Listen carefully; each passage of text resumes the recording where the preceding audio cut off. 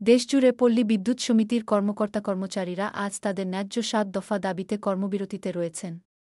ঘুষ, দুর্নীতি, হয়রানি ও বৈষম্য থেকে মুক্ত একটি পল্লী বিদ্যুতায়ন বোর্ড গড়ার লক্ষ্যে তারা শান্তিপূর্ণ প্রতিবাদ চালিয়ে যাচ্ছেন, বিদ্যুৎ সরবরাহ স্বাভাবিক রেখেই। লক্ষ্মীপুরসহ দেশের বিভিন্ন জেলা থেকে আসা কর্মীরা এখন কেন্দ্রীয় শহীদ মিনারে টানা ৭ দিন ধরে অবস্থান করছেন। সকাল থেকে সন্ধ্যা পর্যন্ত গরম রোদে স্লোগান দিয়ে ক্লান্ত হয়ে কেউ শহীদ মিনারের পাদদেশে শুয়ে আছেন, কেউ বা গাছের ছায়ায় প্লাস্টিক বিছিয়ে একটু বিশ্রাম নিচ্ছেন। সবচেয়ে হৃদয়ছোঁয়া দৃশ্য, একজন নারী কর্মী তার শিশুকে কাঁধে নিয়ে কলিগদের সঙ্গে দাঁড়িয়ে কথা বলছেন, আন্দোলনের অংশ হচ্ছেন। এটাই প্রমাণ করে এই আন্দোলন শুধু চাকরির নিরাপত্তা বা পদোন্নতির জন্য নয়, এটি সম্মান, ন্যায় বিচার এবং ভবিষ্যৎ প্রজন্মের জন্য একটি সংগ্রাম।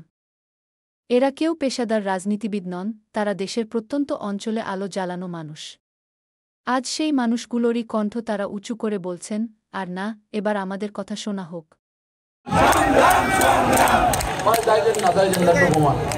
যারা দাঁড়াচ্ছেন তারা আপোষ না সংগ্রাম।